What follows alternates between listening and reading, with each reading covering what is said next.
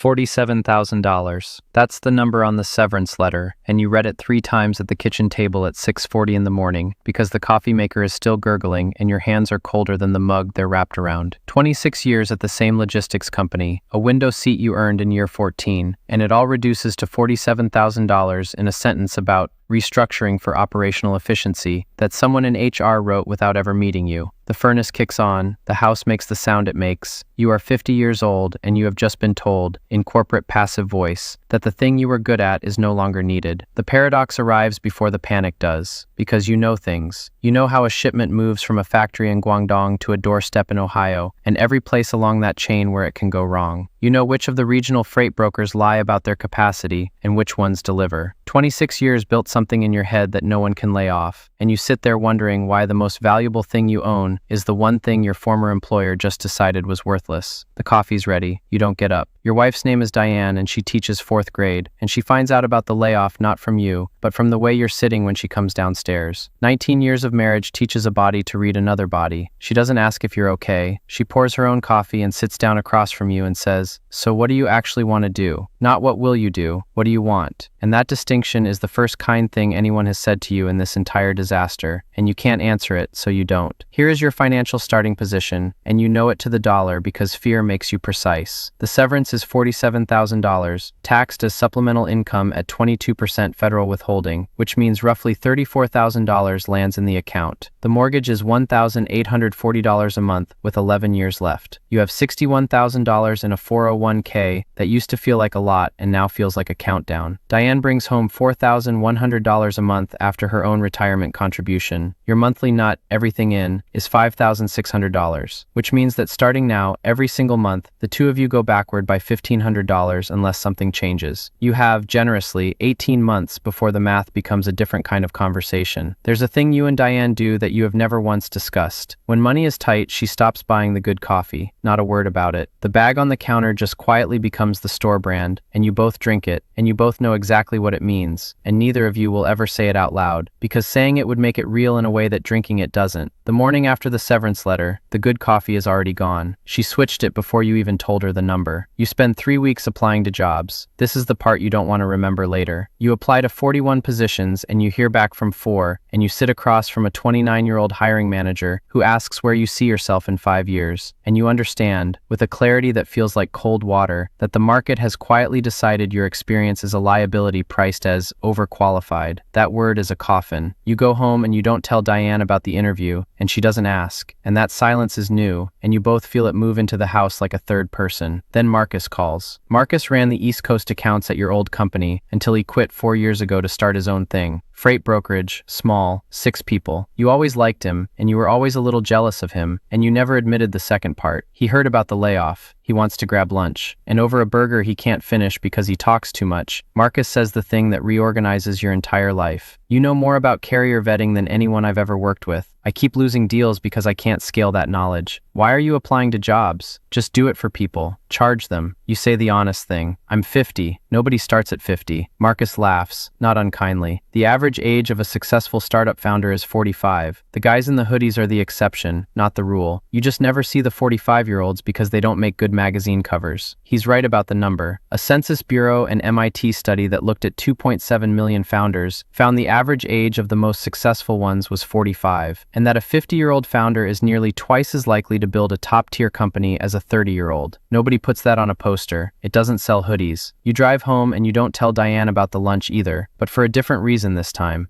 The first client comes from Marcus, a referral he hands you like it costs him nothing, though it doesn't. A mid-size furniture importer bleeding money on unreliable carriers. You spend 4 days building them a vetted carrier list and a scoring rubric out of the knowledge that has been sitting in your head for 26 years, doing nothing, drawing no interest. You invoice them $3,500. It clears in 9 days, and you stand in your own kitchen holding your phone with the payment notification on it, and you understand something that no salary ever taught you. For 26 years you sold sold your time. 40 hours a week, priced by the hour, capped by the number of hours in a week. This $3,500 is different. You sold a thing you already knew. The knowledge didn't take 4 days to build. It took 26 years, and the 4 days were just the transcription, which means the real cost of what you sold was already paid, long ago, by a younger man who had no idea he was accumulating inventory. That's the shift. You didn't get a new skill. You started charging for the one you'd been giving away. You almost don't tell Diane, out of some superstition that's saying it will break it. But she sees the notification over your shoulder, and she reads the number, and she looks at you, and she doesn't say congratulations. She says, do it again. And the next morning the good coffee is back on the counter, and neither of you says anything about that either. You do it again. By the end of month 4, you have 6 clients, and you've stopped applying to jobs, and you've learned the first hard lesson of working for yourself, which is that nobody withholds your taxes anymore. That $3,500 was not $3,500. As a sole proprietor, you owe self-employment tax, 15.3% for Social Security and Medicare. The employer half your old company used to pay silently on your behalf, now entirely yours, plus federal income tax on top. You set aside nothing on the first 4 invoices because you didn't know, and in April you write a check to the IRS that makes you physically nauseous, and you learn to move 30% of every payment into a separate account the instant it clears, before your brain can pretend it's spendable. You name the account not yours, because it isn't. By month 9, you're billing $14,000 a month, and Diane asks the question that changes the structure of everything. Are you still just you? Like, legally? You are. You're a sole proprietorship, which means there is no line between you and the business. If a client's shipment gets mishandled on advice you gave and they decide to sue, your house is on the table. Diane's teaching income is on the table. Everything. So you form an LLC, which builds a legal wall between the business's liabilities and your family's assets, and it costs you $500 and an afternoon, and you feel, driving home from the notary, a specific and unfamiliar sensation, the feeling of protecting people who don't know they were ever at risk. Then Marcus gives you a piece of advice that will make you more money than any invoice. You're leaving money on the table with that LLC, he says. The second you're clearing real profit, elect S-Corp status. You'll thank me. Here's what he means, and here's the moment you become someone who understands this. As a default LLC, all $168,000 of your annual profit gets hit with that 15.3% self-employment tax, about $25,000 gone. But an S-Corp lets you split your income. You pay yourself a reasonable salary, say $85,000, and only that portion gets the payroll tax. The remaining $83,000 flows through as a distribution, taxed as income but exempt from the 15.3%. Your accountant runs the numbers and the election saves you just over $12,000 a year. She files the form 2553 on a Tuesday. You feel almost nothing, and that flatness is its own kind of information, because 6 years ago, $12,000 was 4 months of mortgage payments, and now it's a form filed on a Tuesday, and somewhere in that gap, a version of you got left behind. $12,000. Say the number slowly. It used to be a crisis you'd have driven all night to avoid. Now it's a checkbox. Money doesn't just grow when you build something. It changes what it weighs. This is where you meet Ray again. Ray was in your cohort at the old company, hired the same month you were, 26 years ago. Same job, same ceiling, same window seats on the same floor. Ray also got laid off. The same restructuring, the same passive voice letter. You run into him at a hardware store in month 10, and you buy him a coffee and he tells you his plan. He's taking Social Security early at 62, drawing down his 401k and riding it out. He's proud of it. He's calculated exactly how long the money lasts if nothing goes wrong. He has, he tells you, done the responsible thing. You don't argue with him.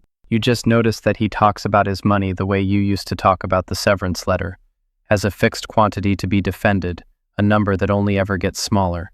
And you drive home unsettled, because you and Ray started at the exact same place with the exact same knowledge, and the only thing that has diverged is what the two of you decided that knowledge was worth. You take the money you're now making and you don't buy anything. This is the part your father would not have understood. You open a brokerage account and you put $6,000 a month into a total market index fund, a single fund that owns a sliver of every public company in America, charging you 0.03% a year to do it. No stock picking, no genius required. You are betting simply that the whole thing keeps growing the way it has for 100 years, the S&P 500 averaging roughly 10% annually across every war and crash and recession in that span. You check it on a random Tuesday in the second year, and there's $89,000 in there, and you didn't do anything except not touch it, and that stillness, money working while you sleep, is a thing no salary ever gave you. There's no rule for this next part. I keep wanting to give you one, and there isn't. Because the business grows, and as it grows, it eats. You hire 2 people, then a third. You're not doing carrier vetting anymore. You're managing people who do it, and you're good at that too, better than you expected, but you're working more hours at 53 than you did at 40. Diane starts eating dinner alone on the nights you're on calls with West Coast clients 3 time zones behind. She doesn't complain. That's the problem. She just quietly starts a book club on Thursdays, and then Tuesdays too, and you notice the house filling up with a life that was built in the space where you used to be, and you tell yourself you'll slow down after the next quarter. You have been telling yourself that for a year. The revenue crosses $1 million. You hit a personal net worth of $1.4 million by 54, most of it in the index fund, and a chunk in the value of the business itself. And you learn the strategies that only exist at this altitude. You learn that you never have to sell the appreciated index fund and trigger capital gains tax, that instead you can borrow against it, a securities-backed line of credit at rates below what the fund earns, so the asset keeps compounding while you spend the loan. Buy, borrow, and the third word your accountant says with a small dark smile that you don't fully hear at the time. You're too busy feeling like you finally won. You are winning. That's what makes what happens next so quiet. Diane's mother has a fall in March. Nothing catastrophic, a hip, a hospital, a long recovery. Diane wants to fly out and stay for 2 weeks, and she wants you to come for at least the first weekend. You look at your calendar. You have the money for the flights 40 times over. Money is the one thing this problem does not have. And you tell her you'll come out the second weekend because the first weekend has the quarterly client review that you cannot move. And you believe that when you say it, you genuinely believe it cannot be moved. You don't go the second weekend either. Something else comes up. It always does now. Diane's mother recovers. That's not the loss. The loss is smaller and it doesn't announce itself. It's that when Diane comes home after 3 weeks away, she doesn't tell you about it. Not because she's angry, because she got through the hardest month of her year without you, and she found that she could, and something in the architecture of the marriage quietly shifted its weight onto a different beam. You come home one night and she's at the kitchen table with the store-brand coffee, and you have every dollar in the world, and you notice she switched it back, and this time it doesn't mean money is tight. It means she stopped waiting for you to notice. That's when you finally hear the third word. Buy, borrow, die. That was the strategy. You hold the appreciating asset until you die, and your heirs inherit it at a stepped-up cost basis, meaning the capital gains that accrued across your whole life are simply erased for tax purposes.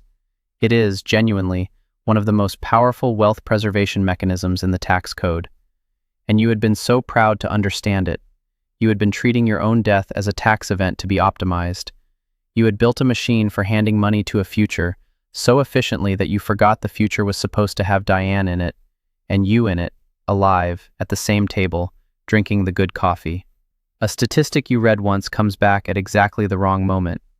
The Bureau of Labor Statistics Time Use Survey finds that a married person over 50 spends, on average, a few hours a day with their spouse.